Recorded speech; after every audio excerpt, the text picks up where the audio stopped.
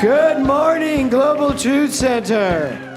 Happy Easter, happy Passover, Ramadan, and whatever else you're celebrating. We are here to make this your home. Hold on to me as we go, as we roll down this unfamiliar road. And you know this way is stringing us along. Just know you're not alone. Why is that, Scott? 'Cause I'm gonna make this place your home. Everybody, settle down, it'll all be clear. Don't pay no mind to those demons, they fill you with fear. The trouble, it might drag you down. If you get lost, you can always be found. Just know you're not alone. Why is that, Donna Meller? 'Cause I'm gonna make this place your home. Here we go, everybody.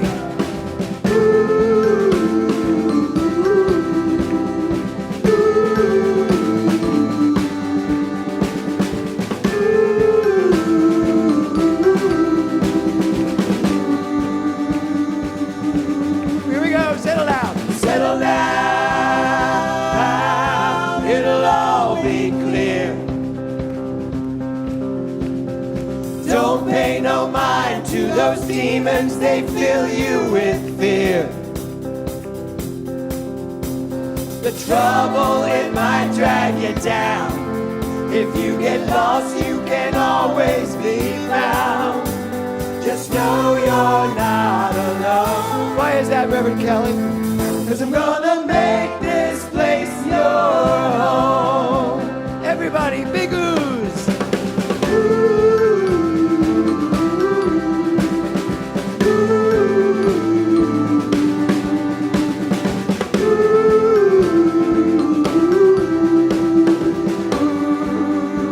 Okay, big ahs. Here we go.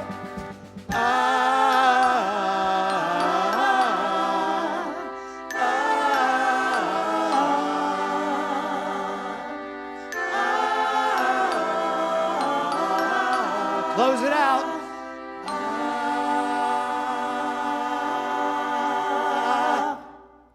Yes. Well, good morning, everyone. It's that one time a year where I turn on my mic. It's that one time a year where I wear a tie. No, that's not true. I've actually gotten into wearing ties these days. I actually like wearing ties. So welcome to Global Truth Center. Welcome to today's celebration of love. It is interesting, though, isn't it? I wake up on Easter Sunday, and I still feel this thing. Now, I know if you're Jewish, you probably feel a similar excitement about Passover and celebrating. But there's something inherent in me, in my DNA, in my divine natural authority, that there's just something special about this day. And so we have a very special, fun celebration of love here for you today. So we come together. First of all, is there anybody here for the first time today? Like, please stand. Great. Good. Okay. Tell everybody your name. Say it again. Tom. I know that. Tom. Karen. This is her first time here today, but she's actually a member of the Global Truth Center.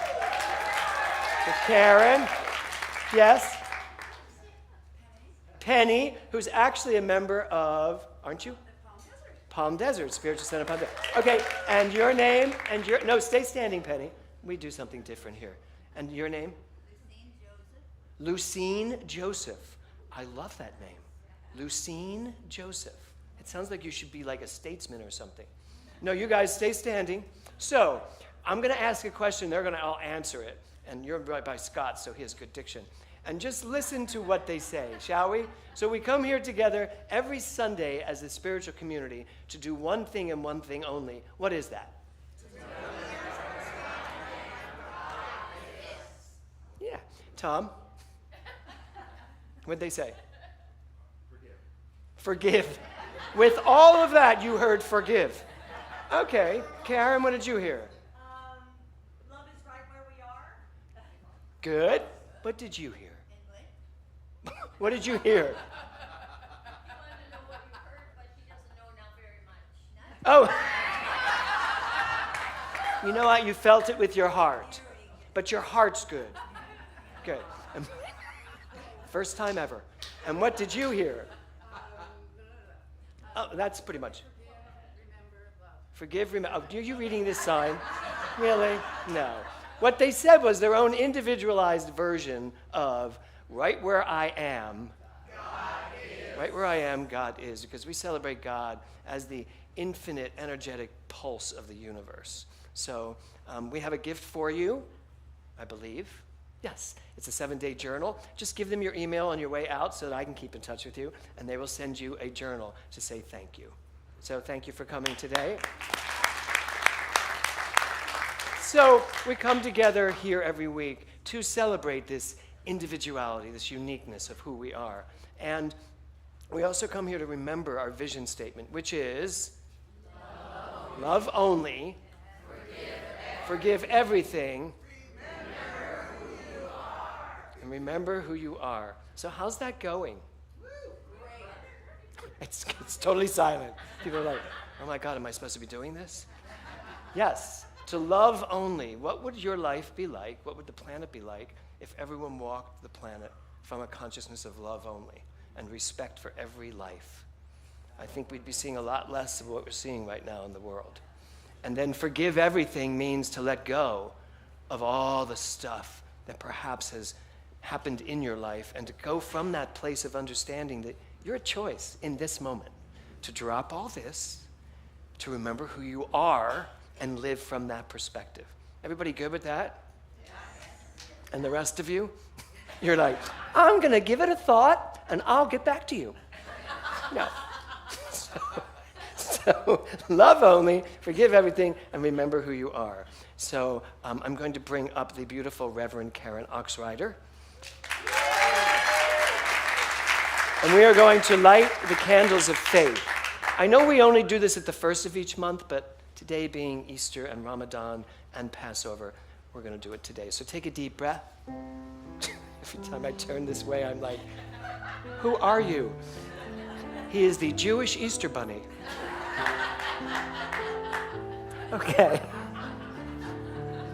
So the first faith that we celebrate is the Tao, which celebrates harmony, the harmony of the world, that which brings each person in this universe together in oneness. Followed by the shamanic traditions, raising that veil between what is here and what is here and what is everywhere. Hinduism, many gods, one truth. Celebrating the God of wisdom, the God of light, the God of the heavens, the God of the earth. All one thing, beautifully brought together in this one understanding that it's really love that we celebrate. Judaism, the law of life. Recognizing that as you think, so you create. That there is a universal law of cause and effect. And it is our responsibility to put into cause that which we wish to live by. And so living by love and law in beautiful harmony. Buddhism, detachment. Today would be a great day for everyone to just give some thought to what is it you perhaps need to detach from? A thought, a belief, an experience, a relationship. Where do you need to detach in order to free yourself up, to know more, to be more? Christianity, the Christ consciousness. Obviously, we're going to be talking a little bit about that today. That part of your mind that when you raise to the highest level of your thinking and your knowing, you are coming from that place of Christ consciousness. Islam, prayer, daily. Prayer meaning the way you use your mind, the love in your heart. How often How many times a day do you take the time to say thank you? Thank you is a prayer. How many times do you acknowledge the good that's all around you, your spouse, your loved ones, the world itself? Being grateful for all that is within. That takes more than just 5 times a day. It takes 5 times a billion times a day. The Baha'i faith, celebrating the qualities of God: love, light, life, peace, power, beauty, joy, wisdom, passion, creativity. All of the above, because it's who we are. It's what I am, it's what you are. So there are many faiths, many different spiritual paths. Those were just a handful. And we celebrate them all here, every single one of them, knowing that at the heart and soul of each individual and each religion, each path, is a desire to know oneself as this beautiful energy of love. And so we celebrate everything that will come from this moment. All the religions, all the paths, all the ideologies, all the philosophies that will evolve from where we are today, we celebrate that. And then Reverend Karen will light this candle right here. This is for you. What do you want to celebrate today? What do you want to know today that will bring it into being? And then Reverend Karen, pray us in. I invite you to take a deep breath. And in doing so, celebrate. Celebrate life. Celebrate history and rituals and love. And in this moment, just drop in and celebrate who you are. Remember who you are in this magnificent moment. I know for each and every one of us, we are the divine. We are creative energy expressing absolutely beautifully today, tomorrow, and always. I know each and every one of us is in the right and perfect place today, whether in the sanctuary, whether online, whether watching a few days later. We are all a part of this amazing field of energy.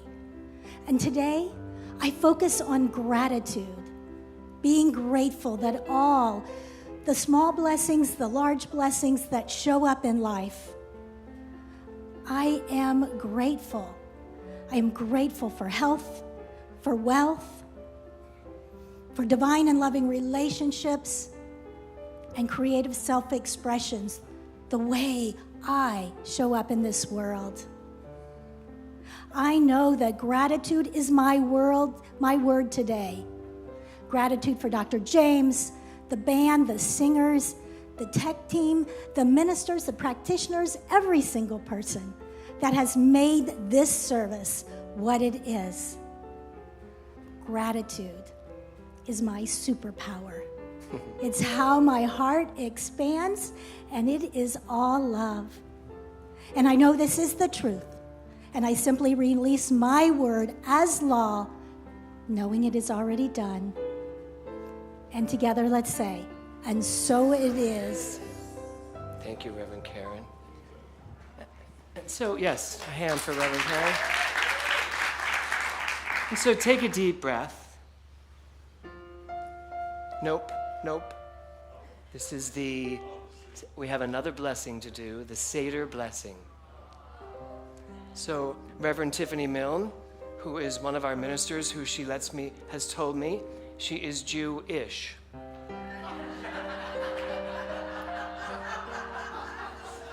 But let me put this down. So I have these 2 candles that were given to me. It's glass that's cracked all through and through, and yet it represents something very solid. And so, as I light these 2 candles, Reverend Tiffany will talk to you about why we light this. Passover is the celebration of the Jewish people's liberation from slavery in ancient Egypt. The English translation of the traditional Passover blessing of the candles says, "Blessed are you, God, our Lord, King of the universe, who has sanctified us with his commandments and commanded us to kindle the festival lights. Blessed are you, God, our Lord, King of the universe, who has granted us life, sustained us, and enabled us to reach this occasion." As we light this candle today, as the Global Truth Center, we honor this blessing as we say, "Blessed are we as God, as the entire universe, who have gathered together by divinely led volition in this moment of reflection to celebrate the light within each of us, the freedom that is our birthright, and the love of our community. We gather to honor all that has come before and all that has led us to this perfect moment. We celebrate today all that is sacred and in gratitude for the abundance of our blessings. And so it is." And so it is. Thank you, Tiffany. So if you would all take another deep breath.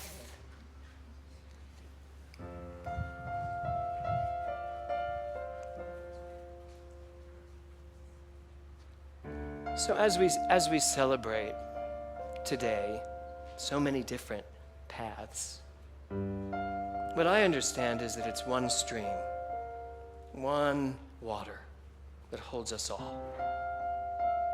And it's this beautiful, infinite quantum field of pure energy, pure consciousness. It rolls along. It flows over rocks and hills. And we all allow it to take us with it. But the truth is, there is this love that continues to flow through it all. So take a deep breath.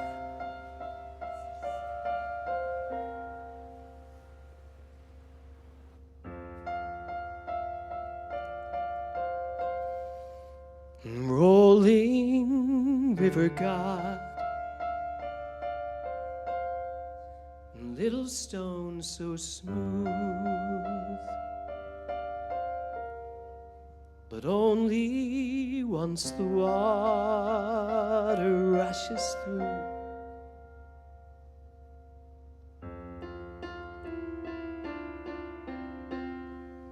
And so I am a stone, rough and grainy still,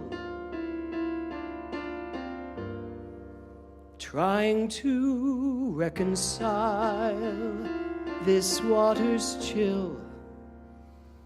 But when I close my eyes and see you rushing by, I know that time brings change, and change takes time. And when the sunset comes, my prayer will be just one, that you might pick me up and notice that I am just a little smoother in your hand. As we allow the water to rush through, we recognize that I and the water are one. We allow the evolution, the transformation, the resurrection of who we are in each moment, that creative energy. We soften our edges. We align with our oneness and recognize the perfection and the Christ consciousness that exists in each and every one. Sometimes raging wild, and sometimes swollen high, but never have I known this river dry.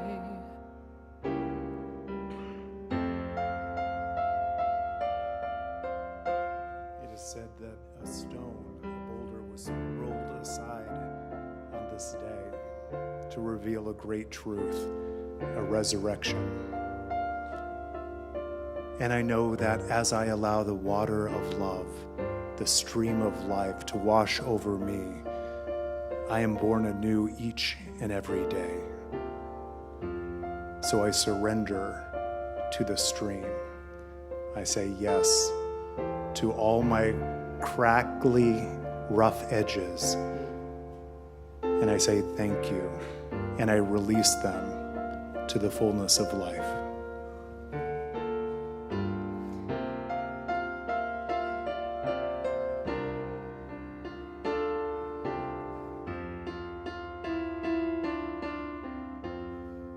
The deepest part of you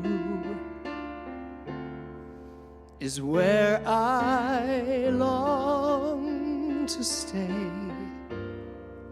and feel those roughish edges wash away.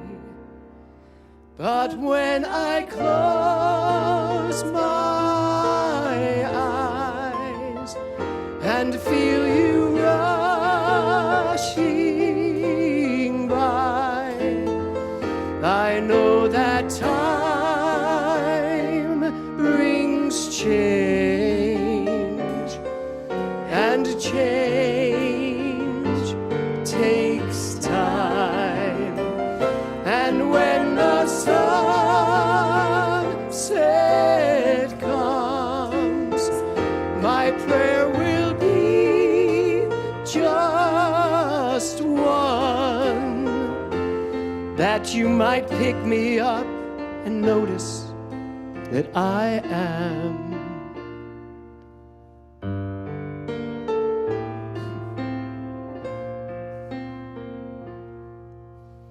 just a little smoother in your hand,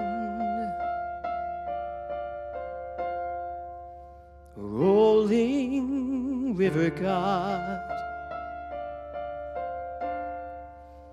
little stones so smooth, but only once the water rushes through. Take a deep breath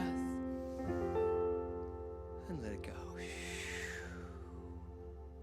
Thank you, Reverend Tiffany, Reverend Eric, Mindy.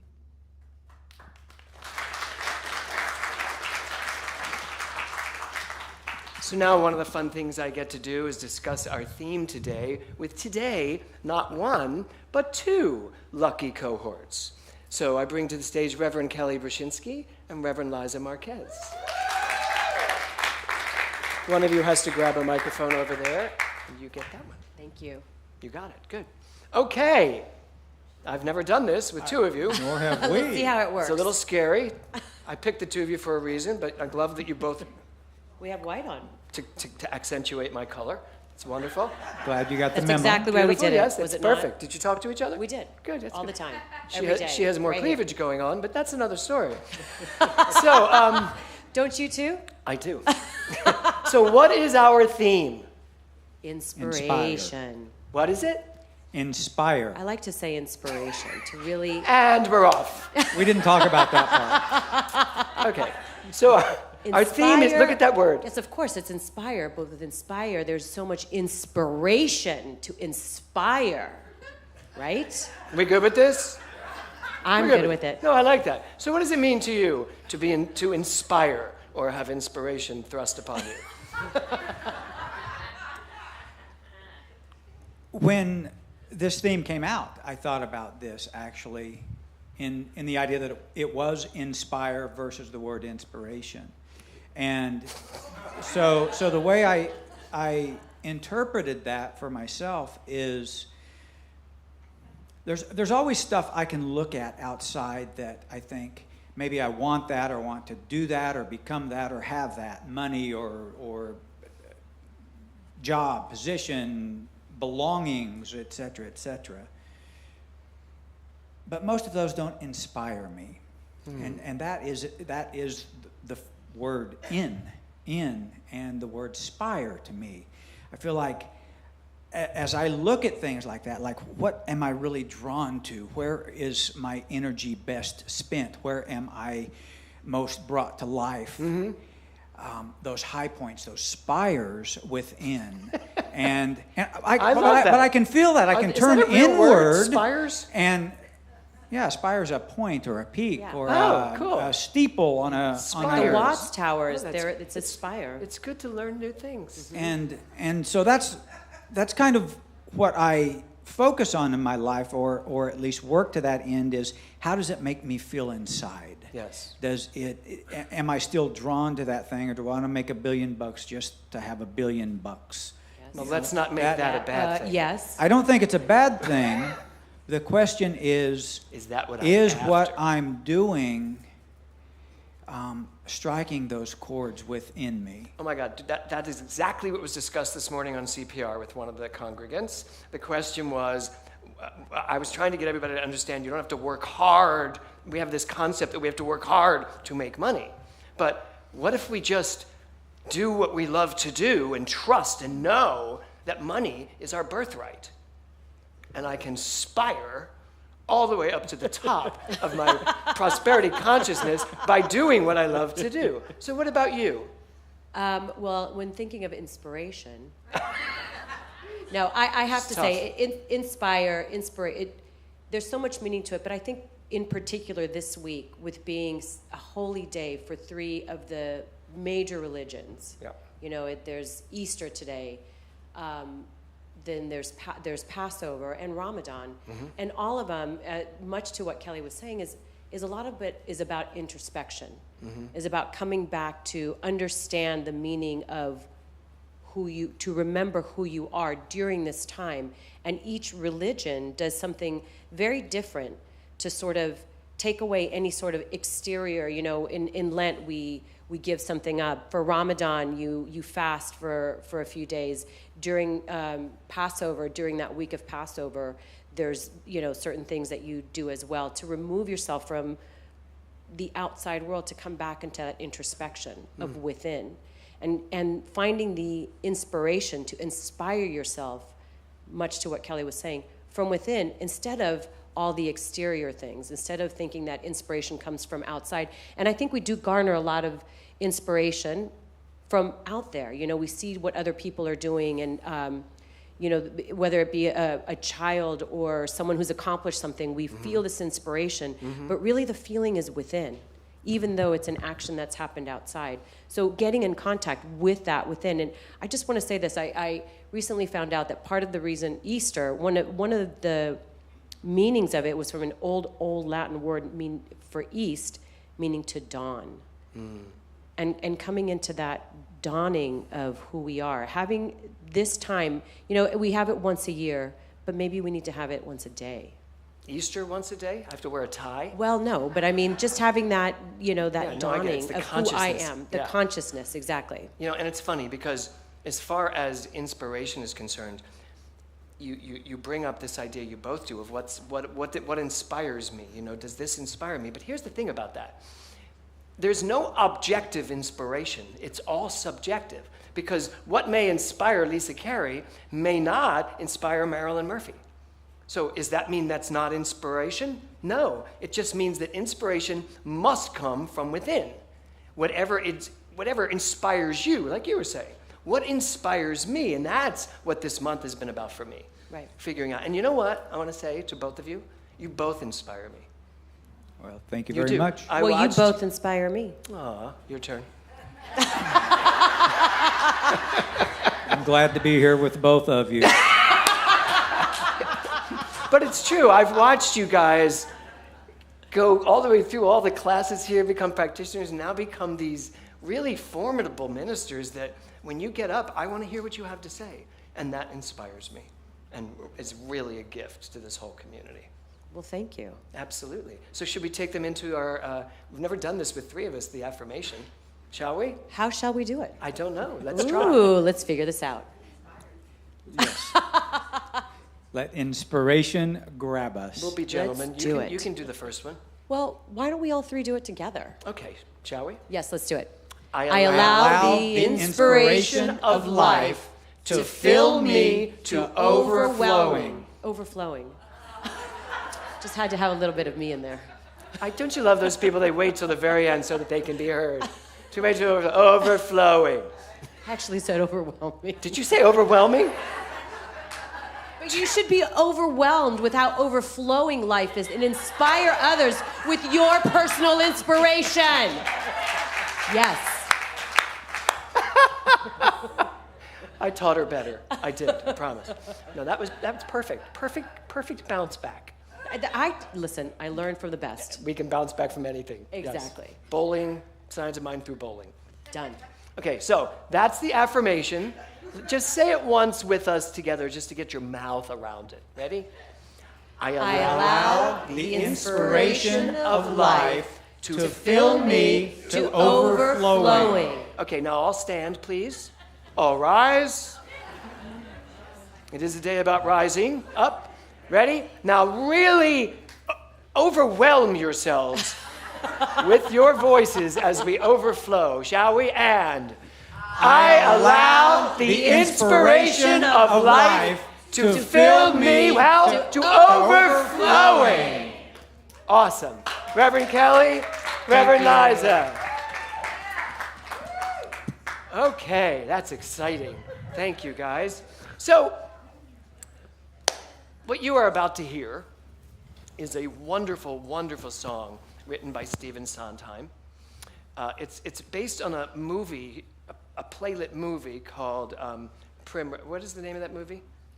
An Evening Primrose. And it's about this couple that live in a department store, and she has always lived in a department store and has been longing to go out and see the world. But of course, her person is really content keeping her away from anything so he doesn't lose her, so they're kind of there. And this song is the pivotal moment where she steps forward and says, I think there's something more. So here to sing this are two of my closest friends in the world, and also two of the most talented people I know, Donna Meller and Mark Arthur Miller.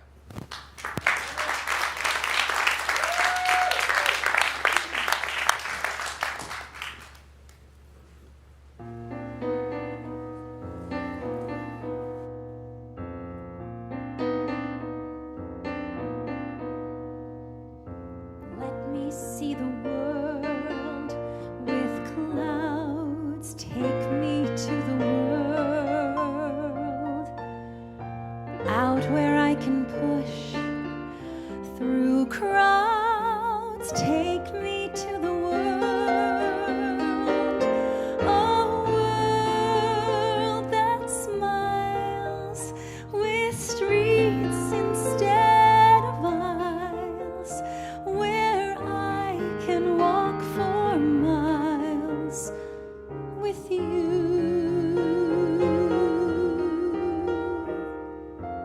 Take me to the world that's real. Show me how it's done. Teach me how to laugh, to feel. Move me to the sun. Just hold my hand whenever we arrive. Take me to a world where I can be alive. But the world is better here. I know, I've seen them both. Take me to the world that smiles. Take me to the world, somewhere I can walk for miles. Take me to the world where all around things growing in the ground, where birds that make a sound are birds. Take me to the world I've seen that's the world. real. Show me how it's done. and it's mean and ugly.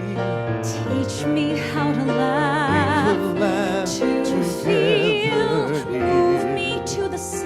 Stay here with me. Just hold here. my I hand. love you, Whenever we arrive. but we're happy Let it be a here. world Stay with me. with you. Stay with me. Will do. Take me to the world where I can be alive.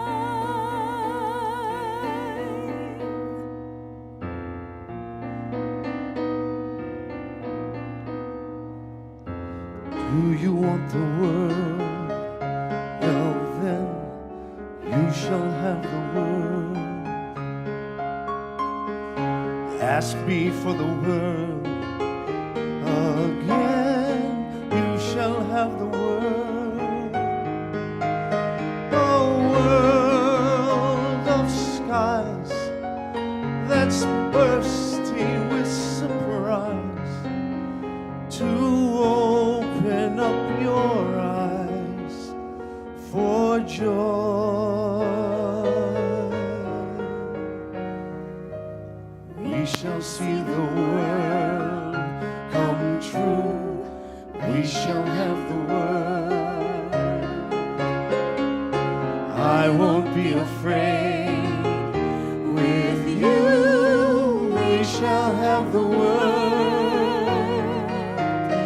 I'll hold your hand and know you're not alone. You shall have the world to keep such a lovely world. Will we shall have the world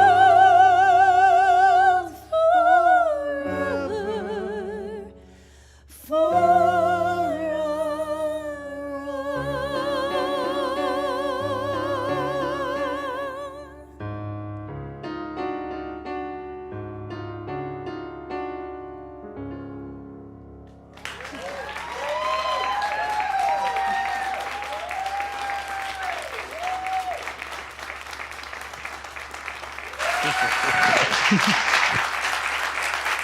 Mark, Arthur Miller, Donna Miller.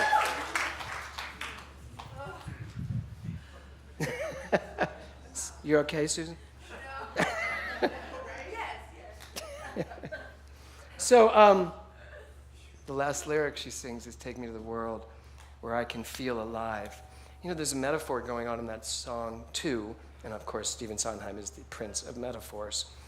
And when you look at it, and just the way they sang it, so here's your mind out here saying, "I want all of this," and then here's your mind back here saying, "Yeah, but it's never worked out before. You're safe here playing small." This chasm between these two states of consciousness, to me, is what this whole song is about. That there is so much for us to achieve, so much for us to live, so much for us to explore and experience. And sometimes we need to make sense out of this, not try to block it out, because the more we try to block out Mark Arthur Miller, it keeps taking over.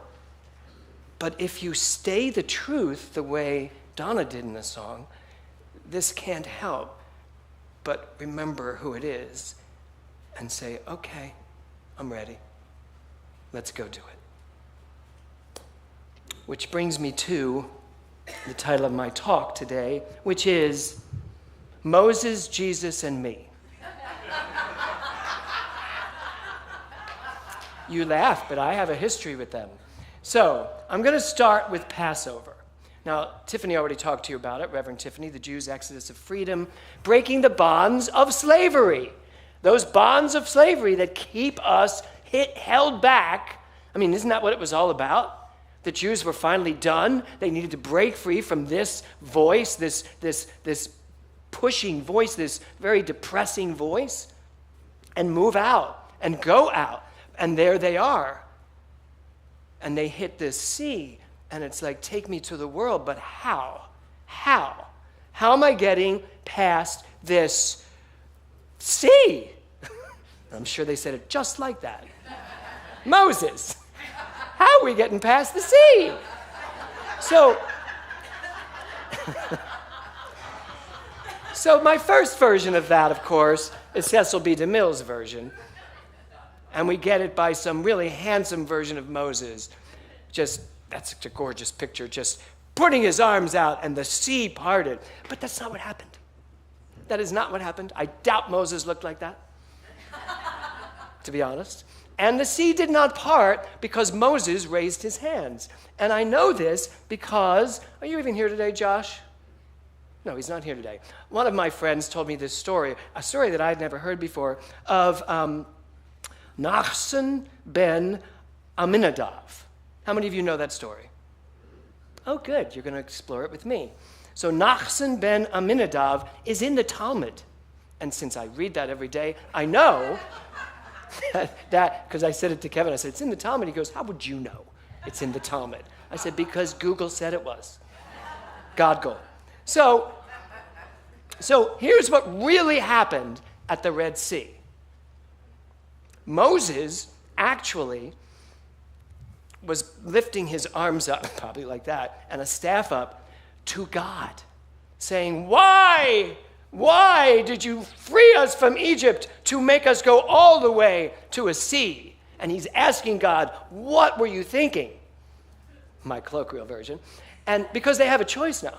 We're either going to go into the sea and die, or we're going to turn around and go back to Mark Arthur Miller and listen to the voice and the persecution of the consciousness that holds us in place, the Egyptians. So Nachshon ben Aminadav was a prince of the tribe of Judah, brother-in-law of Aaron, the high priest. 7 days after leaving Egypt, they encountered a violent Red Sea.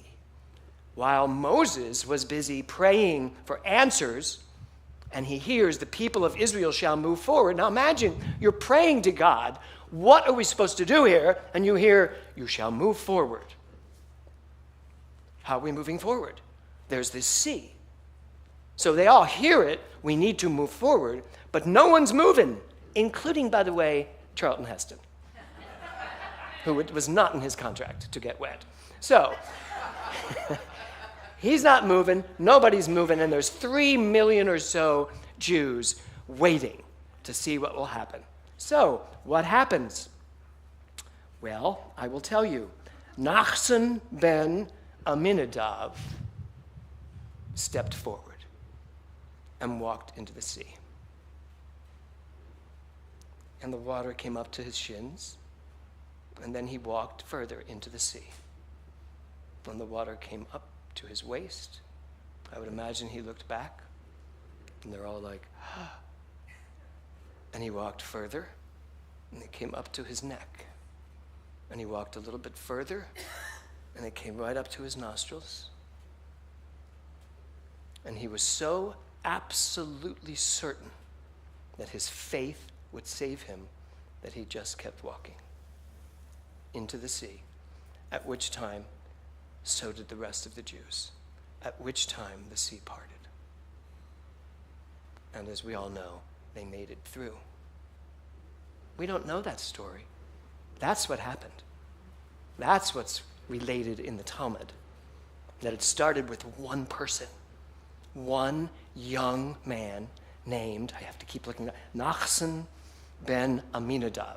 I practiced that all day yesterday because I kept saying to Marcy and Al, who are at my house right now, hi, getting ready for tonight's Seder, I kept saying, Nachshon ben, and they're like, no, it's Nachshon, Nachshon.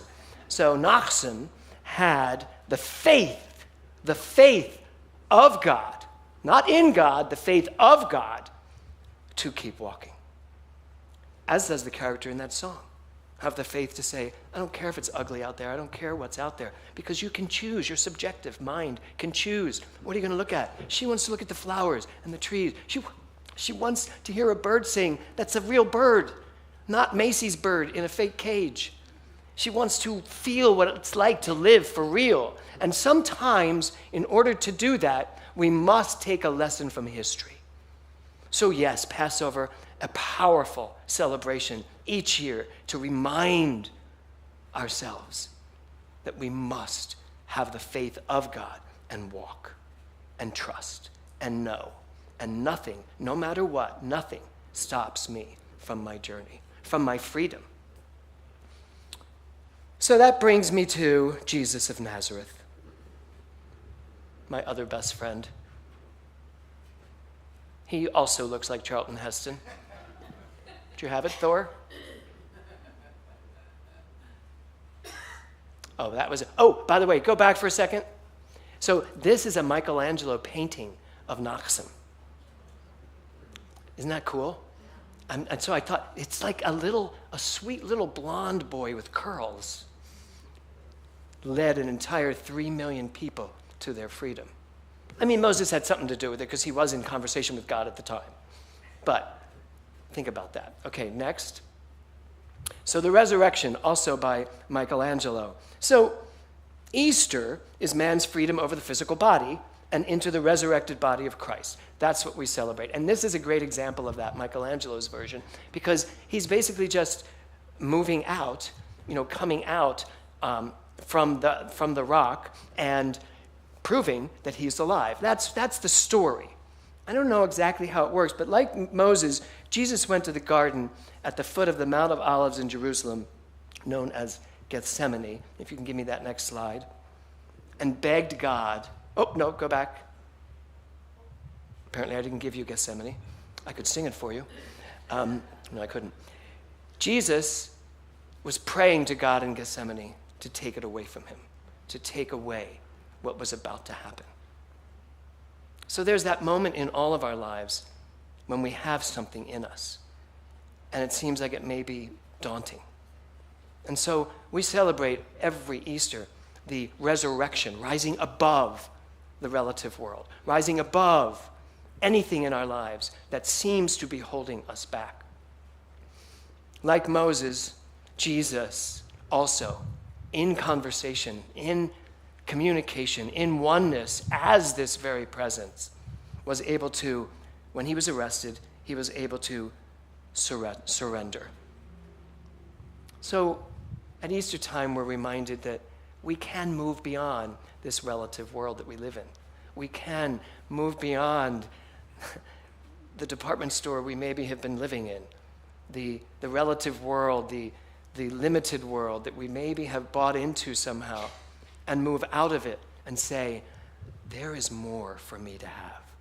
And not have in a gimme sense, but more for me to have of myself. More creativity, more love, more prosperity, more. Because there always is. And if you want proof that Jesus' consciousness was a powerful, powerful, powerful consciousness, it is thousands of years later, and he is the most famous person on the planet. Don't you think? He is the most famous. Who doesn't know Jesus?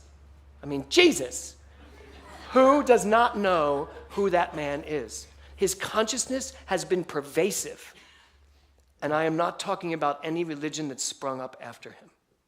I am talking about the consciousness of whoever that was that walked the planet and that taught love. So both of these things, the resurrection and Passover, both celebrate moving through obstacles, yes? So now we move to, that was Moses, Jesus, now back to me. You can give me the next slide? The Rock. No, that's not who I am, but I realize how that just came out. Back to me, The Rock. No, I have a story to tell you. Eric, would you hand me that little black bag down there? Thank you. I'm going to hand it right back to you because I have something to show everyone. Thank you. So,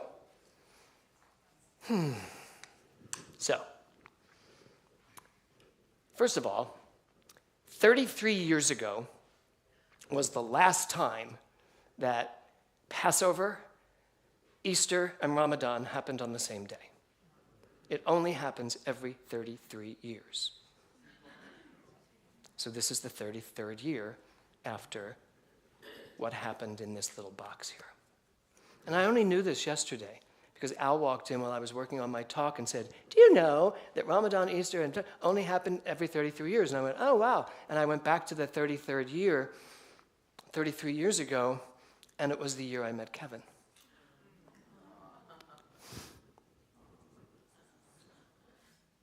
And at the time, we had gone through the Christmas holidays, and it was very tough. It was rough. We had some obstacles to handle at that time. And right around this time of year, we took a trip. Right around Easter, we took a trip to Southampton for the weekend. And we were talking about the difficulties of being an actor, what did we want to do with our lives. And, you know, even back then, when I was really just a Eric Butterworth student, I think I already knew that I was going to be a teacher of some sort. So I found this rock, very similar to that rock. And I asked Kevin I found the rock, and then I called him from up in we were staying in the attic of this gorgeous farmhouse. I said, come out back, I want to show you something. And the rock was sitting on this tree stump. And I had a hammer. And he said, what are you doing? I said, I want you to see something. And I took the hammer and I smashed the rock. And it went into a bunch of pieces. And then I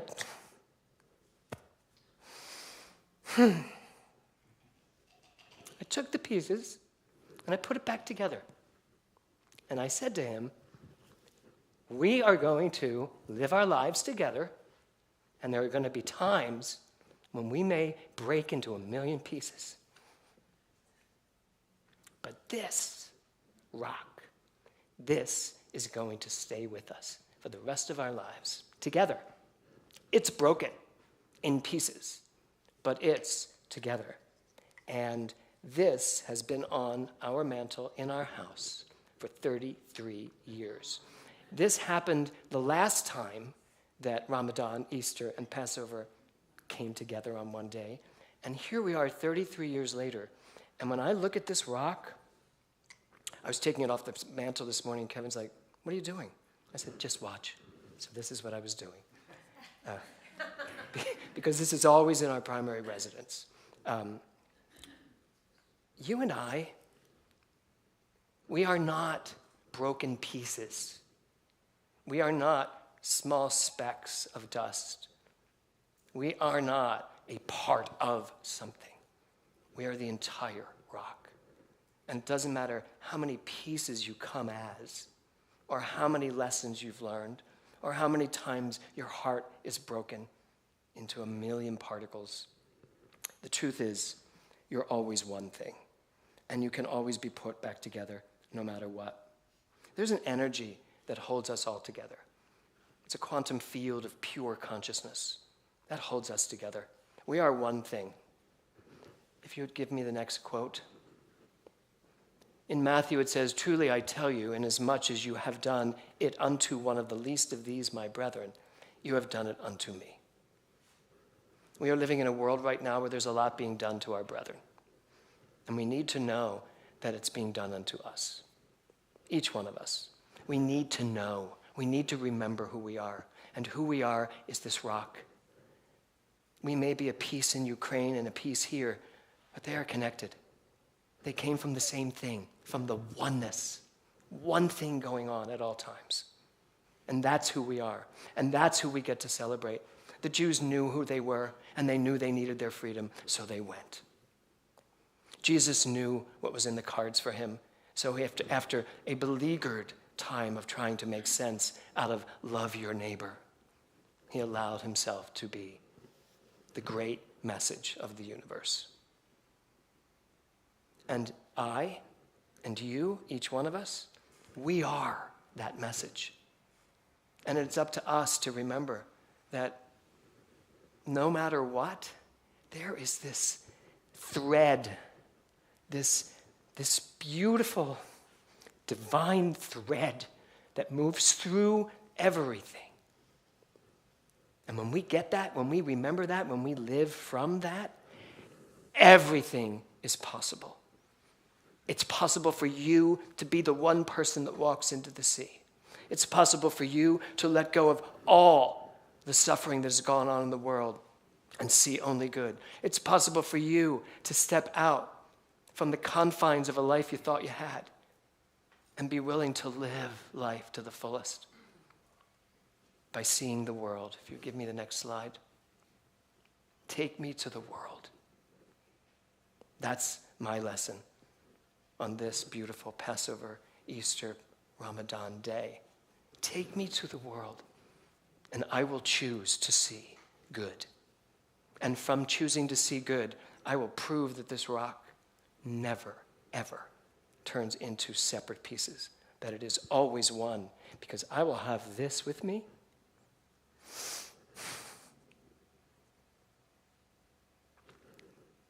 for the remainder of my days, and then I'll give it to my son to remember who we are. Namaste.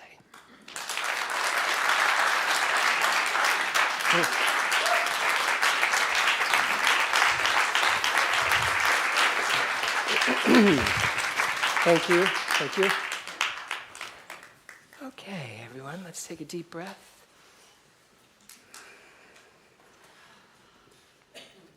I wasn't sure how I was going to tell that story, but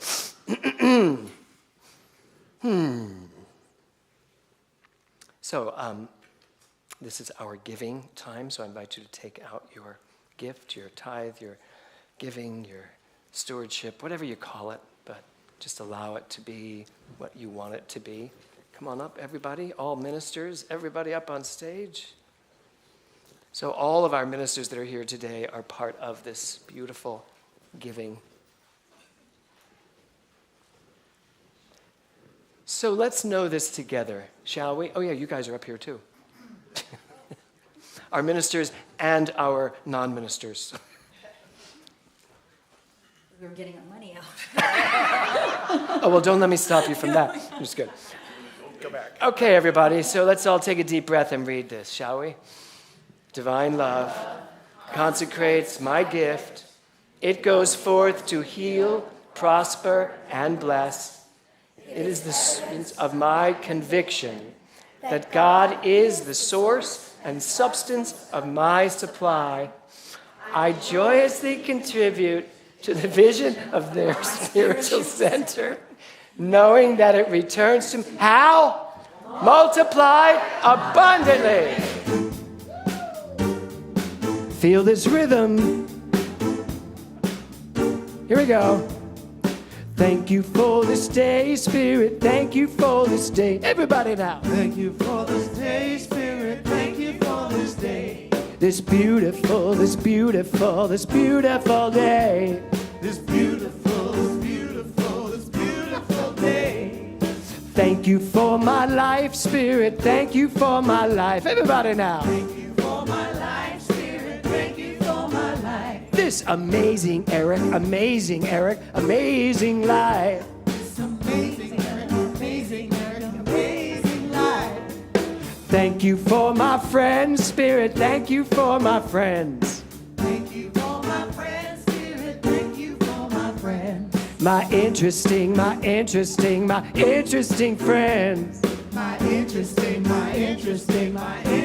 friends. I want to say thank you. Thank you. Oh, thank you. Oh, thank you. 'Cause I'm so grateful. Grateful. So grateful. So grateful. And Reverend Nancy. So as we feel this gratitude moving in and through as one, we celebrate this day, we celebrate this time, we celebrate all the celebrations that are going on around the world in any word, in any color, in any name. And we say thank you for this gift that comes out of the overflow of the blessings we have received. The more we give, the more we receive. I'm so grateful for this truth. I know it, I accept it. It is done. I release this word into the law, and so it is. Thank you for this day, Spirit. Thank you for this day. Everybody now. Thank you for this day, Spirit. Thank you for this day. This incredible day. This incredible day. I want to to say thank you.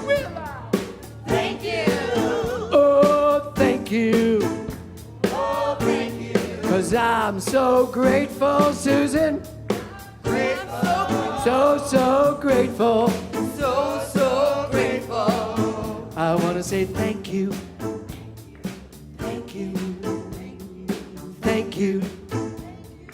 Thank you. Thank you. Thank you. Here we go, one time. Thank you.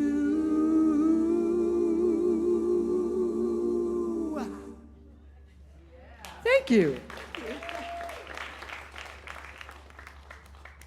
Good morning. It's Sunday, April 17th, and here are your Global Truth Center announcements.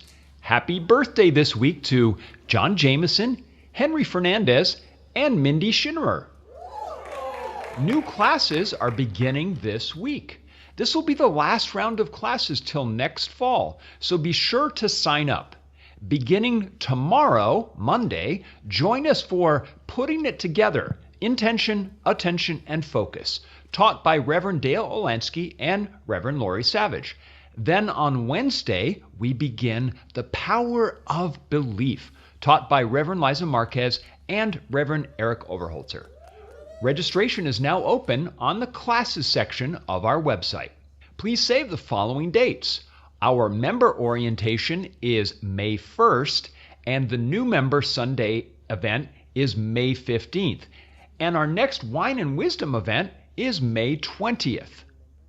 Finally, our GTC Bingo event is Sunday, May 15th from 1:30 p.m. to 3:30 here in Westlake Village. It's a costume party.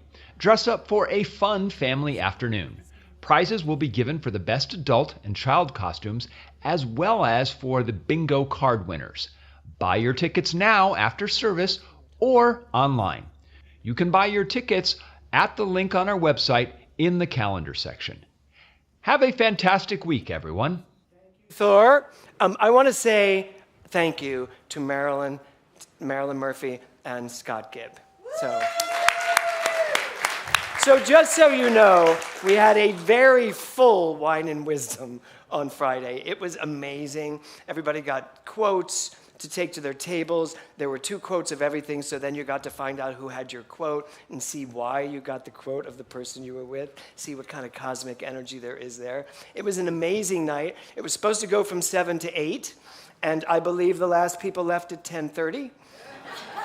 So it was just amazing. The next Wine and Wisdom you will not want to miss. So you will hear about where it is and when it is, and there you go. So I do want to bring up Reverend Eric and Reverend Liza to just say something about their awesome new class. Oh, wait, you had... Do you want to share about our awesome new class? Yes. Well, first of all, it starts this Wednesday, and Eric and I just got together on last Wednesday to talk about exactly how we want to do it, and we came up with something amazing. Don't tell them. We're not going to. Good. It's been many years in the development. Liza became my church wife in class probably 5-6 years ago, so it's been a slow brew to get to this class. I'll be focusing in on the biology of belief by Bruce Lipton. So really taking a look at seeing is believing, or really is believing seeing? Good question. And I will be doing Michael Singer's The Surrender Experiment. And if you were in the last class, we did The Untethered Soul, which was amazing, explosive, yeah, inspirational, and so overwhelming. You're in the room, they're live in the room, and you can watch it, and you can be online. So our classroom is set up, you can teach live in the room, and then if you're online, you're a huge presence in the room because it's a big screen downstairs, you all know it. So and it's an 8-week course. It's an 8-week course, so join them. Yes. Excellent, yeah. Okay, everybody, do I have anything else, Karen? Yeah. Putting it together? No, that's the Monday night class. So that is just online for people in Westlake because it takes place in Palm Desert. Yes. Oh, yes. So on Sunday, May 1st, is Sunday, May 1st the Sunday of membership? No, orientation. So we do a little class that tells you all about the center, what we do, our philosophy, and then those who are members, and we have a number of people who have joined since the last time we did this. But if you've been here for a while, you would like to make GTC your spiritual home for this time, please talk to Reverend Karen, and you can be part of our New Members Sunday on May 15th. Okay. Bingo, costume party. It's not required that you wear a costume, but if you want to win a big prize, there's a big prize for the best costume.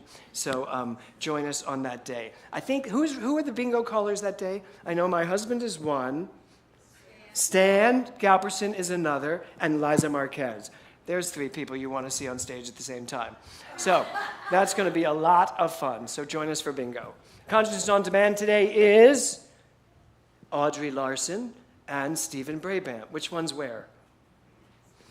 Audrey Larson will be downstairs in my counseling room, and Steve Brabant will be my consciousness. She'll be in my conscious room, and Steve Brabant will be in the meditation room. So if something came up today and you want to sit with someone and just talk about it, they're your people.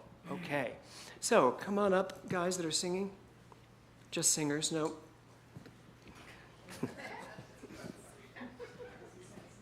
So, first of all, Robbie, would you give me some pretty music? Everybody take a deep breath. You're good. This is our ending song, Mark. Yes, you do. So what I know here is, take a deep breath. Such gratitude. Such gratitude for today. Such gratitude for each one of us, our place in this day, knowing that life is unfolding with such amazing grace. I want to say thank you to everyone who participated today. Thank you to Donna and Mark for their incredible talent. Thank you to Thor and Swan and Mike and the entire band, all of the singers, ministers, and all of you online as well, who bring your consciousness to create this field of pure love energy. And so I just know that today continues to unfold perfectly, amazingly, and we just let it be so, as we all say together, and so it is. So we're going to close today with a song that you haven't heard in a very long time. It's a song written by my writing partner Scott DeTurk and myself, and it was written when the towers went down, the World Trade Center towers went down. This is what we wrote in support of that. And it's been sung all over the world at many events.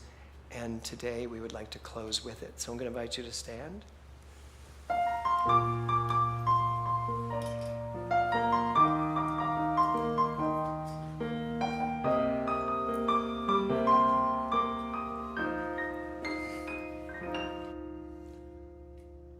From a mansion in Virginia, on a mountain in Peru, from a tent out in the desert, 3 days ride from Kathmandu, for a baby with a fever, for a teen that's run away. If you're looking for salvation or just looking for a better day. From a beggar in Calcutta or an Ethiopian king, from a temple in Korea where a monk begins to sing, for a church that burned in Georgia or a sailor lost at sea. Doesn't matter what it happens, Doesn't matter if it's you or me. In any color, in any word, in any name. When we close our eyes in silence, we all pray the same. No matter what we call it, no matter where we aim, when we lift our hearts together, we all pray the same.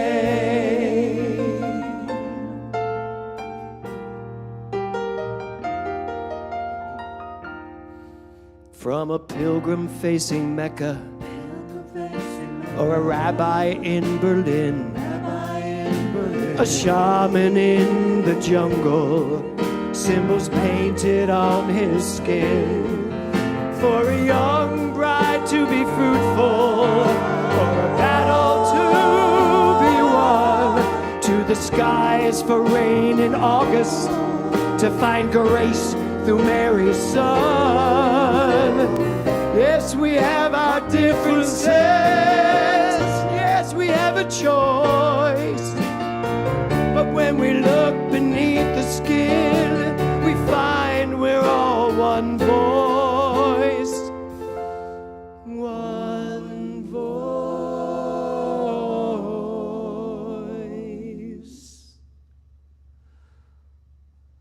From the man who plays piano To the boy who beats the drum, Who sings a melody? Or a baby who just hums. When you put it all together, you can hear a symphony.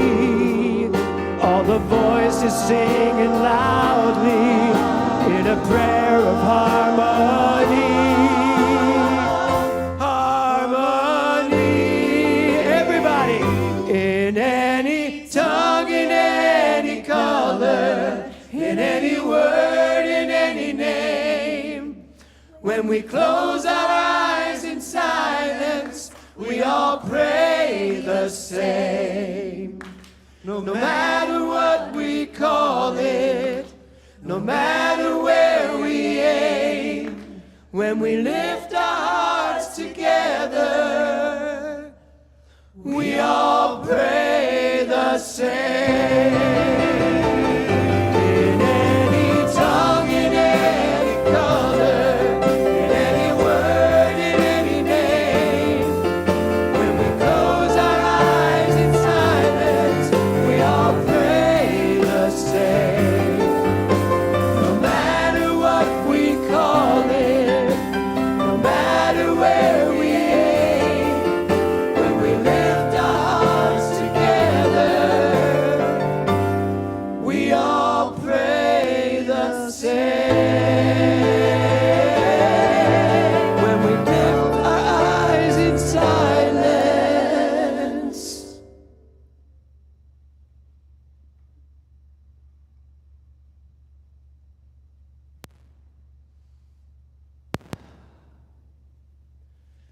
We all pray the same.